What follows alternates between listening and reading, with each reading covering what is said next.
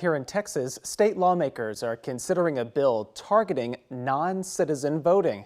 However, some Democratic lawmakers worry this could block eligible Texans from casting their ballot.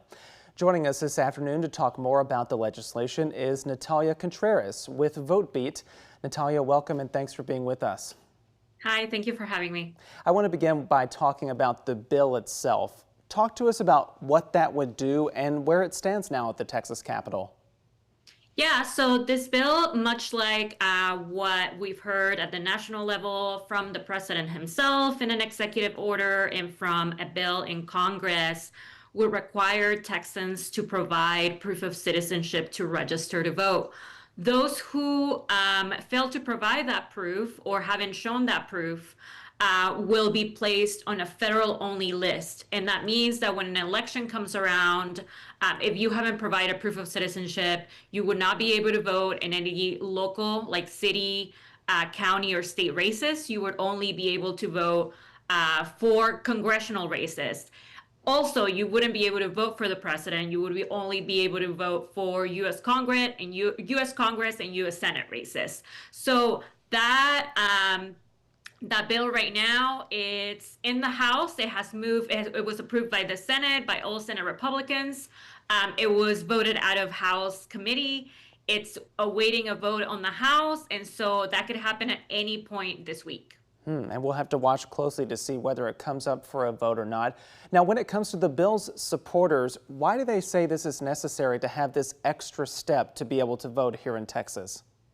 Yeah, so leading up to the 2024 presidential election, there was a lot of talk, not just here in Texas, but nationwide as well, about, this problem of non-citizen voting, or that there were going to be many, many non-citizens voting. There is very, very, very little evidence that non-citizens vote in a widespread manner. That just doesn't happen as much as, some Republicans at the state level and also at the national level have said. We did actually an investigation on some of those numbers that our own governor, Greg Abbott, released about thousands of not citizens that were on the voter rolls in Texas that, ended up not being accurate. And so it's just not a problem. And so what this bill would do is to just add that requirement to prevent non-citizens from voting. But we in Texas already have a very complicated voter registration system. It's a paper-based system. We don't have online voter registration. So this is just going to add a lot of burden and an extra step, like you mentioned, to the already complicated voter registration process that we have. Okay, so we're awaiting the House to potentially vote on this, but if it should become law, what does your reporting show about who would be impacted the most? Yeah, so this law was modeled after a law that's already been in effect for years in Arizona. Arizona right now is the only state that's been enforcing a law like this.